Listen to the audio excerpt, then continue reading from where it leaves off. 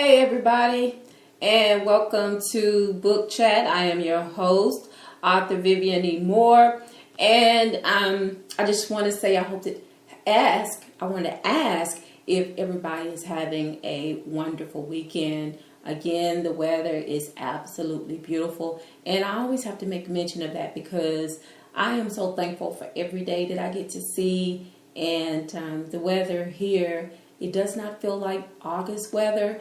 I don't know if that's a good thing or not, but it is beautiful outside, and you should definitely take advantage of a day like today. Okay, so before we get into today's show, of course, I want to give out these URLs that I do every single time. So I'm going to give you a chance. I'm tongue-tied today to go and get pencil and paper. Or if you already have that handy, that's good. Because I want to give you out these URLs. And we're going to start with my Spreaker account. Okay, so that one is https://www.spreaker.com/user/author Vivian E. Moore. If you want to follow me, like me on Facebook, that is https://www.facebook.com/Vivian E. Moore.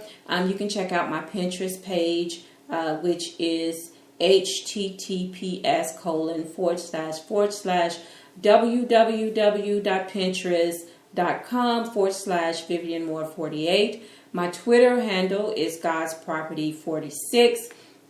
My Instagram is https://Instagram.com/God's Property 51. I would love for you to check out my webpage, which is https://VivianMoore.wixsite. That's WIXSITE.com/author Vivian Moore. And of course, if you want to check out my blog site, which these transcripts each Saturday are uploaded to my Blogger account, that is vivianemore.blogsite.com. And you can always shoot me an email at authorvivianemore@gmail.com. And also these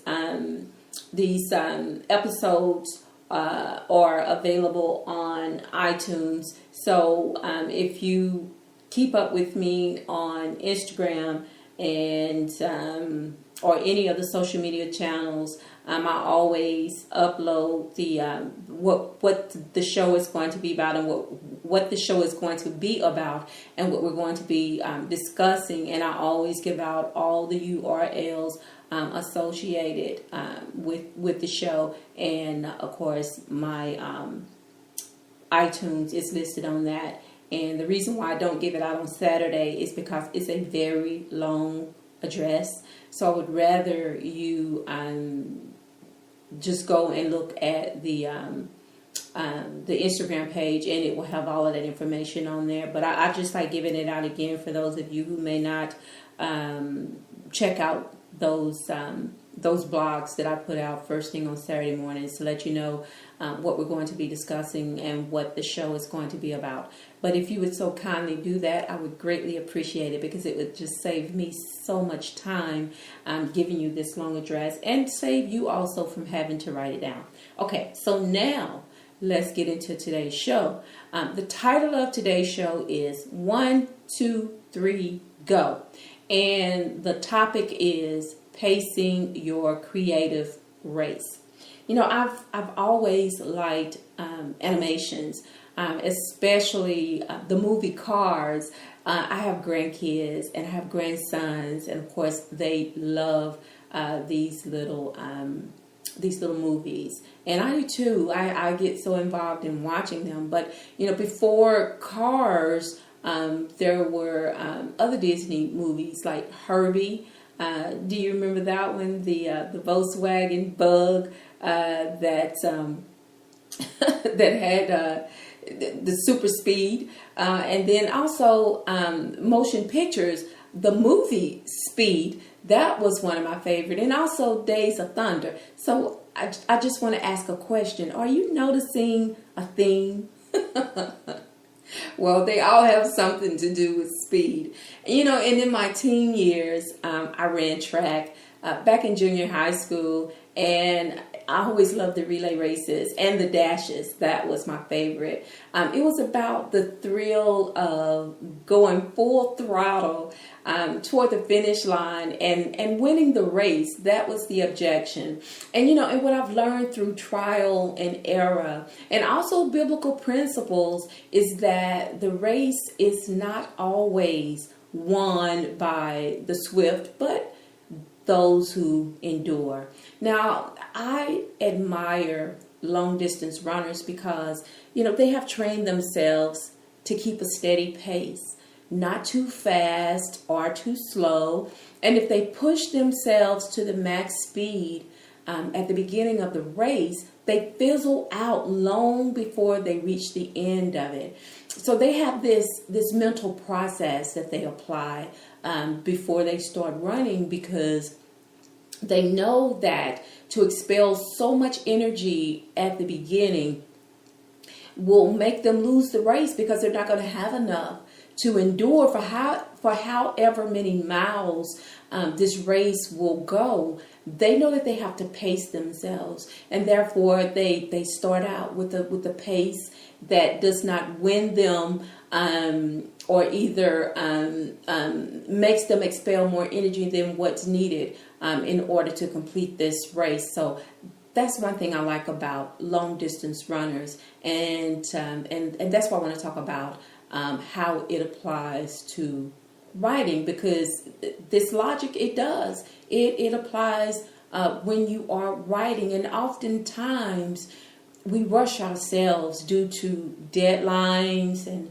just life in general, mainly because we want to start a project and complete it as soon as possible. And, you know, and I understand that we all are busy and we have other things to do.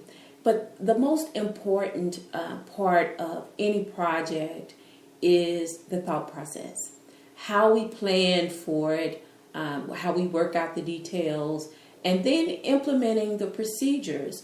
Writing is a medium of communication that allows us to express emotions, experiences, and overall just a way to share our thoughts and our ideas with the world. In doing so, we need to ensure what we say is precise and well put together. The best way to make this happen, at least I think so, is through pacing and keeping a steady flow that allows time for thought, reflection, and to make any needed adjustments. How a story flows is crucial, and we all know that. And it's crucial just as much as pacing is. You know, I have written many books, but I've also read probably many more. And I like a story that is well put together, that is not in a hurry to get to the end of the story, because they want to reach the climax of it. They want the reader to reach the climax of it. But sometimes things happen way too soon, and it sort of spoils the entire story. And you don't want to read it all the way to the end, because, you know, it's like a spoiler alert. You know, if you already know how it's going to end, what's the point of finishing it? So pacing is important, and keeping a steady flow that allows that time for you to think about what you're doing is even more. You know, if you rush through it, there will be errors, and a vital part will be lost in translation. Sometimes what we want to say is clear in our minds, but it's distorted when we apply it to paper, and and because, like I said, we want to see the finished project. We want to see what it looks like. And so everything is just garbled together. And because we've rushed through it, it's like, well, I got to get this down so I don't forget it. And I want to put this down because I don't want to forget that either. And then, of course, I want to get to the ending, because I want to make sure that it's as climactic as possible. But how we manage this is just so important. It's very important. As a writer, I'm excited when my creative juices, when they are flowing freely, and my mind, sometimes it works faster than my fingers, and of course, it causes me to make mistakes, and I never see this while I'm in that production mode. It's usually afterwards, when I'm reading over the day's work, and it's so funny to me because when I'm reading over it, I'm like, well, that didn't make sense at all, or I've left out a complete word, but it just goes to show you that when you rush through something, you can make a big old mess.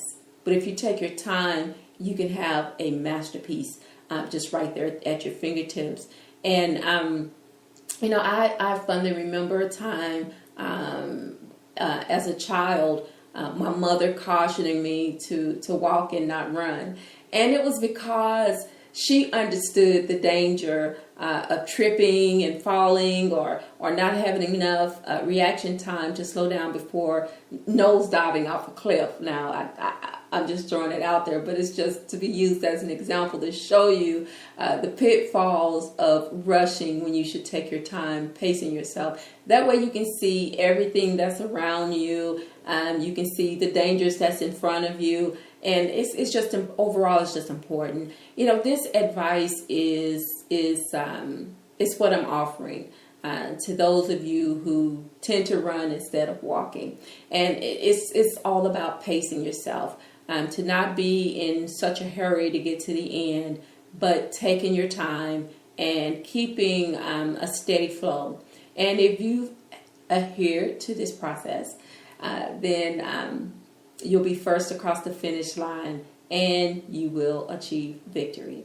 Well, guys, that is all that I have. I always try to keep it short and sweet for you, to give you they're basically commentaries, but they're also little footnotes for you to write down and to apply to your writing schedule every day. Things for you to think about, things for you to consider. I always try to offer advice, maybe a little, maybe a lot, but, and I wanted to help you in that same, in that same instance. I want to, not give you too much information, but just to give you just enough, so you can apply it wherever it's needed. That's the purpose of me doing this show on a weekly basis, is to give writing tips. I'm still learning. I don't know everything, but what I do know, I try to share it with as many people as I possibly can. It's my gift, to give back. That is the best gift you can give to anyone, is to offer them useful information, something that will help them along the way. When I first started writing, I didn't have a lot of people to give me advice about it, mainly because social media wasn't as widespread as it is right now, so that helps a lot because what I've discovered is that there are writers everywhere, especially over the internet, and they are always out there offering advice, giving tips and things like that, to their fellow writers, because, they don't take it for granted, and I don't either, that everybody knows everything. At one time, like I said, I was a newcomer on the scene, and, and I wish I had someone that could have given me some vital information to help me along the way. But a lot of things I learned through trial and error, and sometimes that's the best teacher, because people can tell you all day long, but sometimes you just have to experience it for yourself.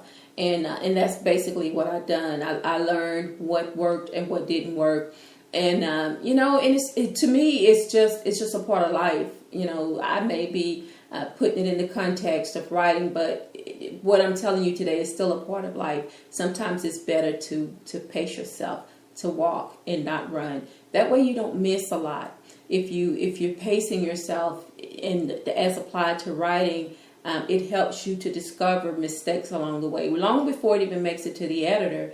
If you read over what you've written, and if you're not rushing through, then it seems to me, which this works for me, it makes my thought process just that much more clearer when I can think about what I'm doing and not concentrating on getting to the end of the story because I have a deadline. You need to finish this because you only have X amount of months or weeks or whatever to get it done before you have to get it to a publisher.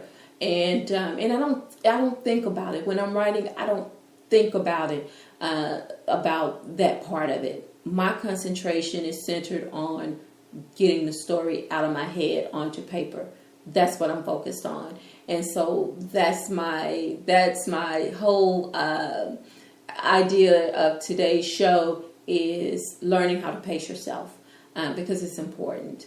Well, tomorrow is worship day, and I know that a lot of people don't have church homes. So take a family member, take a friend, take someone that you love, someone that you know to church so they can hear the word. Last Sunday at my church, we had Family and Friends Day, and let me tell you, it was standing room only. We had a packed out church, and I love that. I love it. And we had so many people there, and I served in the kitchen to make sure that that everybody had food and everything. And we had so many people there that it just seemed like the line would not stop coming.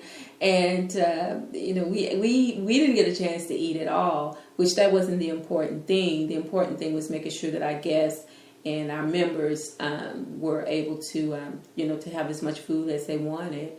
And we didn't run out of food.